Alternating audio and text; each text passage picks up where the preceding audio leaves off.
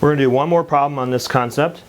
This time we have one that has a square root. So I'm trying to show you problems that have different scenarios, squaring, cubing, quadratics, things like that, fractions. So that way you have an idea how to do each different one, because each one involves a little bit of work when you're simplifying. So now we're going to do one with a square root. Okay, so your x sub 0 is 8 for this one. So you're going to do f of 8 plus h, and then minus f of 8 on the bottom. All that's going to be over h. Going to do this part. We're going to put in directly. There's not a whole lot of simplifying that you can do, so I'm just going to go ahead and put that in as is. I don't need to work that out on the side because not much we can do as far as that's concerned. We're just going to put in 8 plus h in here in place of the x. So that's square root of 8 plus h and then plus 1. That's it. That's all we can really do as far as simplifying. That's as far as setting it up, that's what we're going to do. F of 8, I already know that that value is going to be 3. Again, all you're going to do is this is saying the y value when x is 8, that's going to be 3. The only other thing that you can do as far as simplifying is we're going to do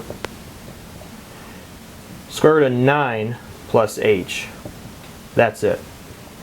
Now, in order to find the limit here, if I put 0 in directly, I'm going to have division by 0. So I have to do some work on this in order to simplify it. Back in the limits chapter, we did this by multiplying by conjugates. That's what we're going to do here. So we're going to do square root of 9 plus h plus 3. Again, it's always going to be the opposite sign that you're going to do. So top and bottom, I'm going to do the conjugate. Now I need to multiply all that across the top. The bottom one, I'm not going to do anything. I'm just going to go ahead and leave it as is. Across the top, though, what I'll do that up here. Okay, when you multiply two roots, they have the same thing on the inside. The roots are going to cancel and you get 9 plus h. And then the middle terms will cancel. You'll be left with the minus 9 on top. On the bottom, we have h times all of this. And what will happen is the 9s that are on top, once we have that, the 9s are going to cancel. 9, negative 9 cancel. However, h's, those are also going to cancel as well. What we're left with, the limit is h goes to 0 of 1. Don't forget you do have to put a 1 placekeeper because technically you have h over h, which is 1 over 1. That's why our 1 ends up on top there. On the bottom, we end up with this.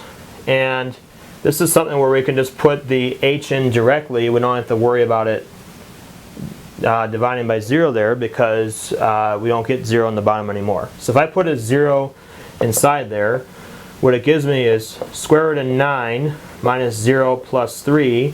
When I work that out, that's going to give me 1/6. Okay, so it's 3 plus 3 I get on the bottom, and then that's my slope. Okay, so that's the slope that I want to use on this one. And then I need to find the exact equation for the tangent line.